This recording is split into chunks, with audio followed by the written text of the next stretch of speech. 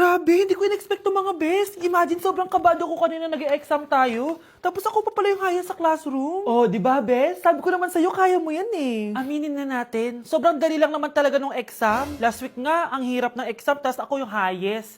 Di naman ako ganyang ka-OA. Kayong tatlo, kayo na lang magka-group sa research, ha? Ang saya! Tayong tatlo magkaka-group sa research! Scarlett, ikaw na lang leader namin, ha? Ha? O sige, first time ko magiging leader. Mga bes, seryoso to research natin, ha? Pwede next time ka na, Scarlett, maging leader? Ako muna, kasi baka pumalpak tayo dahil sa'yo. Oh, ayun, siya na lang daw yung leader. Grabe, ang ganda ni Scarlett. Wow, bes! Ang blooming mo today, ah! Ganda! Uy, totoo ba? Tinry ko lang pumasok na naka-makeup eh. May ini-impress ka ba? Baka gusto mo magpapansin sa mga boys. Gusto mo lahat ng attention nila sa'yo? Gusto mo yun, di ba? Hindi naman. Feel ko lang talaga mag-makeup today. Okay. Mga bes! Finally! Nakabili na din ako ng bagong phone after ko mag-ipon ng 1 year. Hala!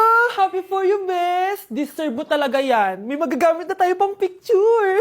Parang ang yabang mo na, no? iPhone pa talaga? Social climber yarn?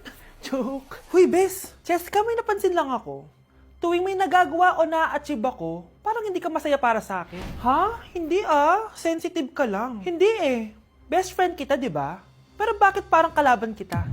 Kung may problema ka sa akin, sabihin mo. Dahil ayoko ng peking kaibigan. Sure ako na nai-insecure sa'yo yan, Scarlett. Tara na nga, eto tatandaan mo, Cheska. Kami lang ang nagtitiis sa'yo. Lahat sila, ayaw ka maging kaibigan. Dahil sa ugali mo.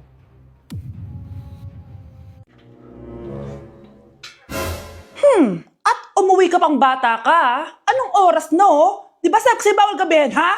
Parang wala nag-aalala sa'yo, Nay, ginabi ako kasi. Gumawa kasi kami na research. Research mo mukha mo. Naglaro lang kayo ng mga klase mo, di ba? Halika dito. Ano, magsisinungaling ka ba, ha? Ulitin mo ba yan, ha?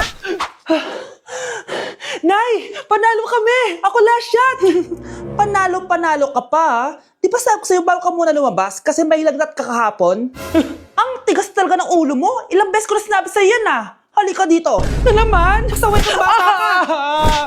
Aray, Nay. Masakit na nga yung katawan ko sa basketball eh. Ayan, ang kulit mo kasi. Sige na nga, punta ka dito. Lagyan na lang natin yan ng Tiger Balm plaster para mabawasan ng sakit, ha? Sige po, Nay.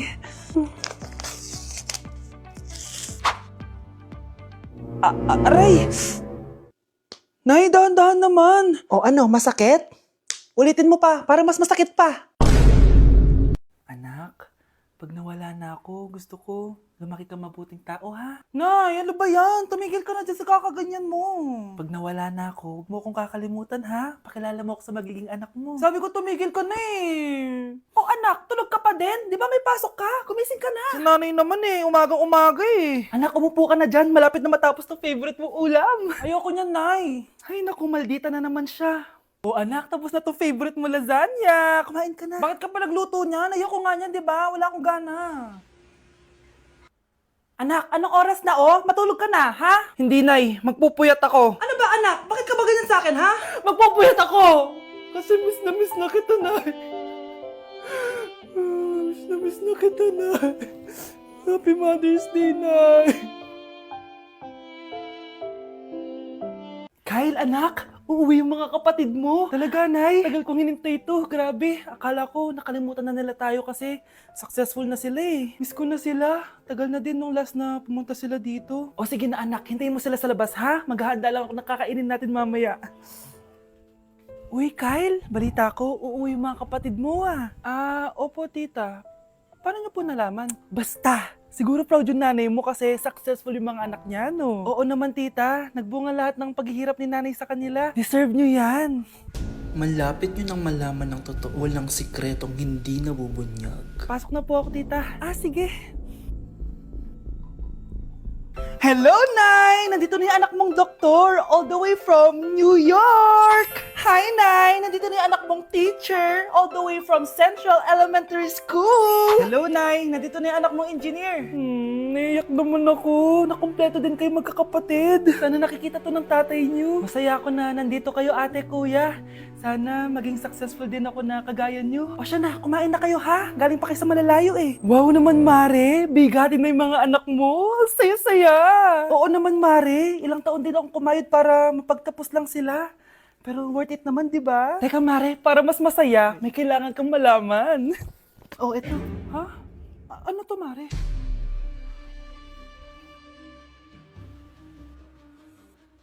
Nay, bakit po? Mga sinungaling kayo? Paano niyo nagawa sa akin to, ha?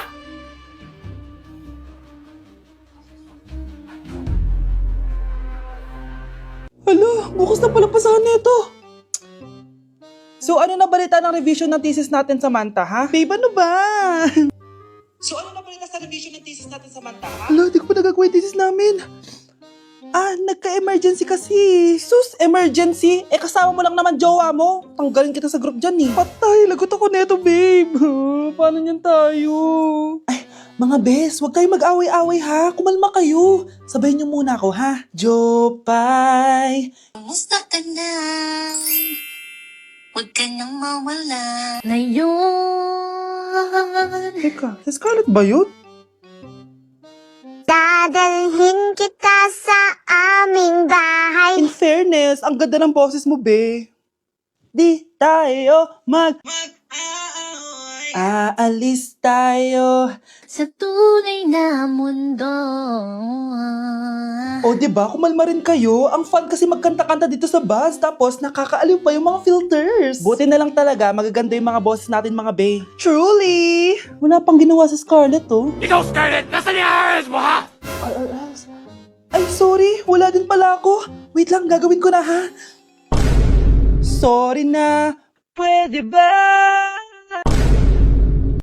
O anak, magluluto na ako ng ulam natin. Anong gusto mong ulam? Pinakbet? Ayoko ng gulay na. Ayoko yung pinakbet na yan. Fried chicken? Nakakasawa na yung fried chicken na yan, Nay. Gusto ko yung may sabaw. Ang arte mo naman, anak. Anong gusto mo? Sopas? Sopas? Para naman tayo nasa lamay yan eh. Gusto ko yung may baboy. Alam ko na. Sinigang na baboy. Ano naman yan, anak, ha? Ba't tumitila-dila ka dyan? Di ba alam yun, Nay? Si Alden? Diyos ko, kaka-tiktok mo na naman yan eh. Ano na naman pinapanood mo, ha? Ay, naku, mga bata ngayon. Nakakatakot na kayo. Nay, bakit po? Mga sinungaling kayo? Paano niyo nagawa sa akin to, ha? Nay, anong sinasabi mo? Hindi namin maintindihan. Ikaw, Scarlett, sabi mo doktor ka, di ba? Bakit katulong ang trabaho mo sa New York, ha? Nay, Ikaw, Brianna, teacher ka, di ba? Bakit nakita ka nilang nasa bar at sumasayaw-sayaw ka pa? Ikaw, Michael, akala ko may engineer na ako. Ngayon pala, nangi-scam ka lang ng tao! Bakit nyo tinago sa akin to, ha? Nay, hindi kasi ako nakapasa bilang nurse sa New York. Sabi nila, mas magaling kasi talaga si Brianna compare sa akin. Kaya rumakit muna ako bilang katulong para makapag-aral ulit. Oo, Nay, sumasayaw ako sa bar. Pero di ko binibenta ang katawan ko. Kailangan ko lang yung pera para makagraduate na ako bilang teacher. Ayoko na kasi manghingi sa'yo eh. Ang baba kasi ng sweldo ng engineer, Nay, kaya humanap ako ng paraan para kumita ng pera. Alam ko mali ang pagiging scammer pero yun ang bumuhay sa akin, Nay. Mga anak, sana sinabi niyo sa akin. Pamilya tayo dito, diba? Magtutulungan tayo. Bakit tinago niyo sa akin? Natakot kasi kami, Nay, na baka ma-disappoint ka namin. Alam kasi namin yung paghihirap mo, mapag-aral lang kami. Anak ko kayo. Gagawin ko lahat para sa inyo. Sa tingin niyo ba hindi ko kayo tatanggapin, ha? Kaya itigil niyo na yung mga ginagawa niyo. Lalo ka na, Miguel. Opo, Nay, sama-sama tayong bumangon. Nay, sorry. Wow, ang sweet naman. Isa ka pa. Gusto mo talaga masira itong pamilya namin, no? Lumayas ka dito, pamilyang peke! Ano? Palibhasa, hindi ka mahal ng pamilya mo. Mga ate, kuya, proud pa rin kami sa inyo. Mga anak, simula ngayon, sama-sama na tayo, ha? Walang iwanan at walang magtatago, ha? Promise? Promise, Nay, hindi na kami magtatago.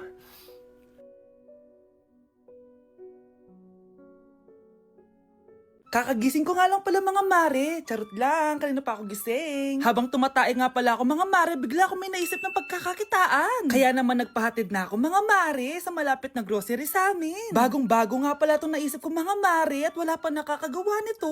Bumili na nga ako ng mga kakailanganin ko mga mare para hindi tayo maubusan ng stocks mamaya. Pagka uwi ko nga, inumpisan ko na agad magluto mga mare. Para naman marami tayong kitain ngayong araw. Wala talagang lugi dito sa small business na naisip ko. Dahil sa isang pack na to, 200 orders na ang magagawa ko dito mga mare. Kakaiba talaga tong fries ko mga mare. Dahil sinigang powder ang nilagay ko dito mga mare. Ito nga pala yung 70 pesos mga mare. Sobrang sulit na talaga. Sa sobrang mura nga nito mga mare, nanganganib pa ako malugi. Pero hindi na importante yun mga mare, basta marami tayong customers. Nakakatakam nga tong sinigang fries natin mga mare, for sure dadayuhin to. Hindi na talaga nakapaghintay ang mga customers natin mga mare. Kita nyo naman sa mga mukha ng mga customers natin mga mare na masaya sila. Sobrang nagustuhan nga nila yung sinigang fries natin mga mare. Babalik-balikan daw nila to. Ang saya pala kumita mga mare, lalo na't galing sa dugot pawis. Oh, bakit may pera na naman dito? Pinamigay ko rin ibang pera kahapon ah. Kakainis naman. Ma'am, may delivery po kayo. Oh, ano to? Pera na naman? Diyos ko, ayoko neto. Sa'yo na lang kuya. Ayoko din po niyan ma'am. Sa iba niyo na lang po ibigay. Sige na po. Ano ba yan? Ang dami ko ng pera eh. Nay, bakit 300,000 na naman yung binigay mong baon sa akin? Hindi ko pa nga nagagastos yung baon ko last week eh. Tapos binilan mo pa ako ng bagong iPhone at iPad. Bawasan mo yung baon ko ha. Nakakainis ka. Huwag ka na magreklamo. Ang dami na nga natin pera eh. O eto pa. Hindi ko na alam kung saan ko gagastusin to eh. Ay naku, padala kasi ng padala ng pera eh. Tapon ko na lang to. Congrats ma'am! Kayo po ang grand winner ng 5 million pesos! Ano ba yan? Pera na naman. Pwede ba hindi ko tanggapin yan? Dami ko ng pera eh. Ay, bawal na po namin kunin to ma'am. Sa'yo na po to. Congrats po ulit! Ba't pa ako nagising? Sana ganun na lang yung problema ko. Hala, iba na section ko? Saan yung section 1? Ba't napunta ako dito? Ito na ba yung section 1? Good afternoon, everyone, especially to all of the panelists, advisors, and especially to our co-researchers who attend this virtual conversation. So, good afternoon, everyone. Namamatay ng dahil sa iyo, ma'am. Ibig sabihin po nito ay kabayanihan ng mga Pilipino na isinakripisyo ang kanilang buhay para sa kalayaan ng ating bansang Pilipinas. Huwag lang tayo puro salita! Dapat ipinapakita din natin sa ating ginagawa! Ikaw, bago ka lang dito, di ba? What is the biggest mistake? Ma'am, the biggest beef stick. Anong beef steak, ha? Alis na ako dito. Mga anak, wala ba kayong mga assignment, ha? Ay, nakauwi na din. Mag-grow a garden muna ako. Wow! Magtatanim ako ng candy blossom para yumaman ako. Aba! Kakauwi lang ay padagad ang inaatupag ah! Wow, ang ganda naman ng garden nila. Hindi ako papatalo. Naglalaro ka din yan? Gaya-gaya ka. Mas maganda naman yung garden ko kesa sa'yo. Ah, ganun. Wait lang. Nakakainis ka! Ninakaw mo yung mga fruits ko! Mas mayaman na ako sa'yo ngayon. Nascam ako! Ayun na nga ba yung sinasabi ko eh! Manda kayong dalawa sa akin ha! Kukunin ko muna to. Mag-aaway pa ka sa grow a garden na yan! Ba't di kaya kayo mag-grow a garden sa labas? Ayan ang grow a garden na gusto ko. Kung gusto nyo pa bumalik to, tapusin nyo yan, ha? Ah, sige po, Nay. Okay, class. Magsisitting arrangement tayo, okay? Scarlett, tumabi ka kay Cheska. Sige po, ma'am.